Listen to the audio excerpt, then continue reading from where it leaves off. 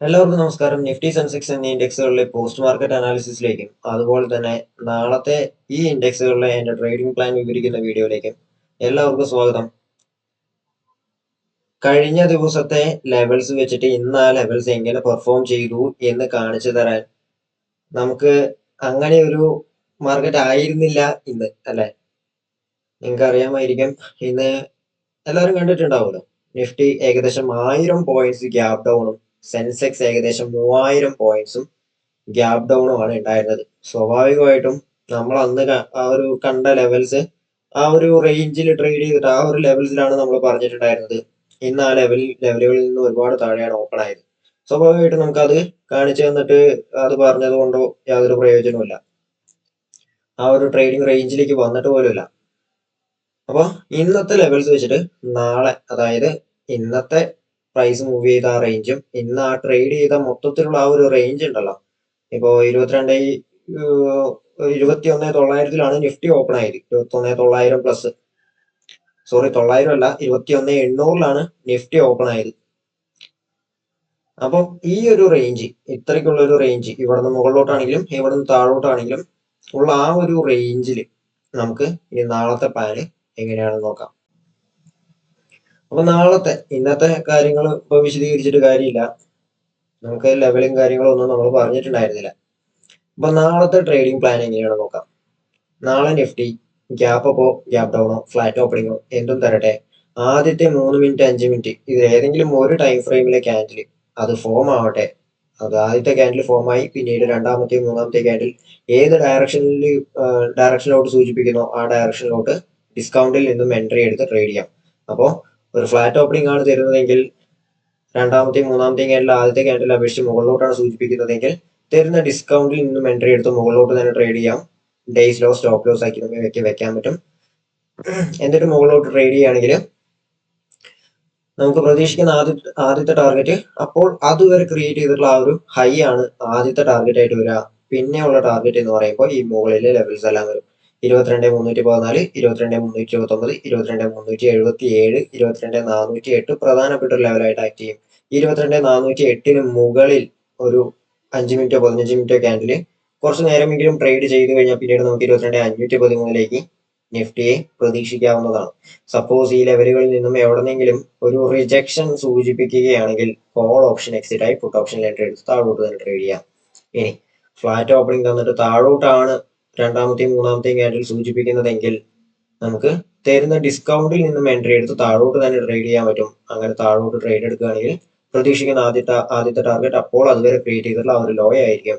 പിന്നെയുള്ള ടാർഗറ്റുകൾ എന്ന് പറയുന്നത് 22,081, 22,035, 21,942, 21,864.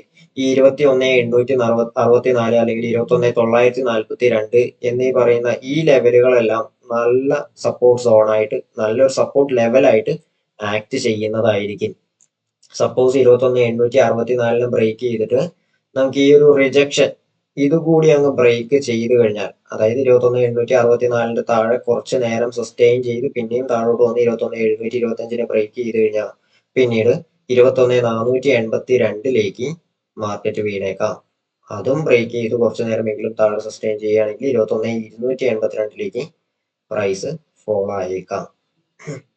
അപ്പോ ഇവിടുന്ന് നമുക്ക് ഒരു റിജക്ഷൻ, ഈ ഒരു ലെവലുകളിൽ നിന്നും എവിടെന്നെങ്കിലും ഒരു റിജക്ഷൻ സൂചിപ്പിച്ചു കഴിഞ്ഞാൽ പുട്ട് ഓപ്ഷൻ എക്സിറ്റ് ആയി കോൾ ഓപ്ഷൻ എൻട്രി എടുക്കും, മുകളിലോട്ട് ട്രേഡ് എടുക്കാം. ഈ ലെവലുകൾ തന്നെ ടാർഗറ്റുകളാക്കി വെച്ചിട്ട് മുകളിലോട്ട് നമുക്ക് ട്രേഡ് ചെയ്യാൻ സാധിക്കുന്നതാണ്. ഓക്കെ, നിഫ്റ്റിയിലെ എൻ്റെ മുകളിലോട്ടുള്ള ടാർഗറ്റ്സ് എന്ന് പറയുമ്പോൾ ഇങ്ങനെയായിരിക്കും ഉണ്ടാവുക. ഇതായിരിക്കും എൻ്റെ മുകളിലോട്ടുള്ള ലെവൽസും അതുപോലെ തന്നെ ടാർഗറ്റുകളുമായിട്ട് വരിക. താഴോട്ടാണെങ്കിൽ ഇങ്ങനെയായിരിക്കും ടാർഗറ്റുകൾ ഉണ്ടാവുക. ഓക്കെ, ഇനി നമുക്ക് സെൻസെക്സ് എങ്ങനെയാണ് എന്ന് നോക്കാം. സെൻസെക്സ് ഇന്ന് 2,500 points, 2,500 3000 something points gap down ആണ് വന്നിട്ടുണ്ടായിരുന്നത്. 3000 പ്ലസ് പോയിന്റ്സ് ഗ്യാപ് ഡൗൺ ആയിരുന്നു. പിന്നീട് ഒരു റേഞ്ച് ബൗണ്ട് പോലെ ആ ഒരു ആദ്യത്തെ ക്യാൻഡലിന്റെ ആ ഒരു റേഞ്ചിൽ തന്നെയായിരുന്നു ഒരു 3 മണി വരെ ട്രേഡ് ചെയ്തത്. പിന്നെ 3 മണിക്ക് ശേഷമാണ് പിന്നെ ഒന്ന് മുകളിലോട്ട് ആ ഒരു ഡേയ്സ് ഹൈയൊക്കെ ഒന്ന് ബ്രേക്ക് ചെയ്ത് മുകളിലോട്ട് കയറി പോയത്. അപ്പൊ നാളത്തെ ട്രേഡിംഗ് പ്ലാൻ നോക്കുകയാണെങ്കിൽ സപ്പോസ് സെൻസെക്സ് ഒരു ഫ്ലാറ്റ് ഓപ്പണിംഗ്, ഒരു ഗ്യാപ്പ് അപ്പ് ഗ്യാപ്പ് ഡൗൺ എന്ത് വേണേലും എവിടെ വേണേലും ഓപ്പൺ ആവട്ടെ, ലോജിക്ക് ഇങ്ങനെയാണ് വരിക. ആദ്യത്തെ 3 മിനിറ്റ് 5 മിനിറ്റ് ക്യാൻഡിൽ ഫോം ആയതിനു ശേഷം പിന്നീട് വരുന്ന രണ്ടാമത്തെ മൂന്നാമത്തെ ക്യാൻഡിൽ ഏത് ഡയറക്ഷനിലോട്ടാണോ പോകുന്നത് ആ ഡയറക്ഷനിലോട്ട് ഡിസ്കൗണ്ടിൽ നിന്നും എൻട്രി എടുത്ത് ട്രേഡ് ചെയ്യാം. അപ്പോൾ മുകളിലോട്ടാണ് രണ്ടാമത്തെയും മൂന്നാമത്തെയും ക്യാൻഡിൽ ഓപ്പണിംഗ് തന്നിട്ട് മുകളിലോട്ടാണ് സൂചിപ്പിക്കുന്നതെങ്കിൽ തരുന്ന ഡിസ്കൗണ്ടിൽ നിന്ന് എൻട്രി എടുത്ത് മുകളിലോട്ട് ട്രേഡ് ചെയ്യാൻ പ്രതീക്ഷിക്കുന്ന ആദ്യത്തെ ടാർഗറ്റ് എന്ന് പറയുന്നത് അപ്പോൾ അതുവരെ ക്രിയേറ്റ് ചെയ്തിട്ടുള്ള ഹൈ ആണ്. പിന്നെ വരുന്ന ടാർഗറ്റുകൾ എന്ന് പറയുന്നത് 73,596, 73,887 നല്ല റെസിസ്റ്റൻസ് ആയിട്ട് ആക്ട് ചെയ്യും. പിന്നീട് അതിന്റെ മുകളിൽ കുറച്ച് നേരമെങ്കിലും ട്രേഡ് ചെയ്ത് കഴിഞ്ഞാൽ 73,976, 74,181, 74,378 എന്നീ ലെവലുകൾ ടെസ്റ്റ് ചെയ്തേക്കാം. ഈ തിക്കിൽ ഞാൻ മാർക്ക് ചെയ്തിരിക്കുന്ന ബ്ലൂ ആയാലും വൈറ്റ് ആയാലും നല്ല റെസിസ്റ്റൻസും അതുപോലെ തന്നെ സപ്പോർട്ടൊക്കെ ആയിട്ട് ആക്ട് ചെയ്യുന്ന ലെവലുകളാണ് കേട്ടോ. മുകളിലോട്ടുള്ള ടാർഗറ്റുകൾ ഇങ്ങനെയാണ് വരിക. ഇനി ഈ ഒരു പോയിന്റിൽ നിന്നും ഇത് എവിടെന്നെങ്കിലും ഒരു 15 മിനിറ്റ് റിജക്ഷൻ, ഈ ലെവലുകളിൽ നിന്നും ഒരു 15 മിനിറ്റ് റിജക്ഷൻ, ചെറിയ ടൈം ഫ്രെയിമിൽ റിജക്ഷൻ വന്നാൽ തന്നെ നമുക്ക് മുകളിലോട്ട് എടുത്ത കോൾ ഓപ്ഷൻ എക്സിറ്റ് ആവാം. പിന്നീട് പുട്ട് ഓപ്ഷൻ എടുക്കണമെങ്കിൽ ഒരു 15 മിനിറ്റിന്റെ എങ്കിലും ഒരു റിജക്ഷൻ ക്യാൻഡിൽ ഈ പറയുന്ന ലെവലുകളിൽ നിന്നും വന്നു കഴിഞ്ഞാൽ നമുക്ക് താഴോട്ട് ട്രേഡ് എടുക്കാം. ആ റിജക്ഷൻ മുകളിൽ തന്നെ സ്റ്റോപ്പ് ലോസ് വെച്ചാൽ മതിയാവും. എന്നിട്ട് താഴോട്ട് ട്രേഡ് എടുക്കുകയാണെങ്കിൽ നമുക്ക് താഴോട്ട് ഈ ലെവലുകളെല്ലാം ടാർഗറ്റുകളൊക്കെ വെച്ച് താഴോട്ട് ട്രേഡ് ചെയ്യാവുന്നതാണ്. ഇനി ഓപ്പണിങ്ങിൽ നമുക്ക് രണ്ടാമത്തെയും മൂന്നാമത്തെയും ക്യാൻഡിൽ താഴോട്ടാണ് സൂചിപ്പിക്കുന്നതെങ്കിൽ ഡിസ്കൗണ്ടിൽ നിന്നും എൻട്രി എടുത്ത് താഴോട്ട് ട്രേഡ് ചെയ്യാം. ഡേയ്സ് ആയി തന്നെ സ്റ്റോപ്പ് ലോസ് ആയിട്ട് വെക്കാം.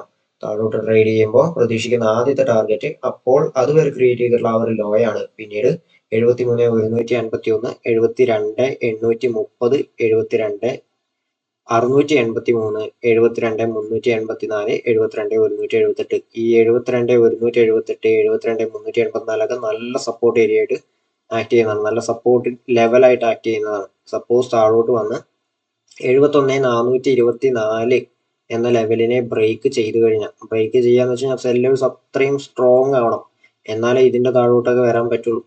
അഥവാ 71,424 ബ്രേക്ക് ചെയ്ത് താഴോട്ട് വന്നു കഴിഞ്ഞാൽ പിന്നീട് ഈ ലെവലുകളെല്ലാം ടെസ്റ്റ് ചെയ്യും. 70,814, 70,239 അങ്ങോട്ടൊക്കെ പ്രൈസ് വന്നേക്കാം.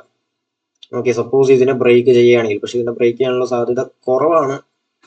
നമുക്ക് നോക്കാം.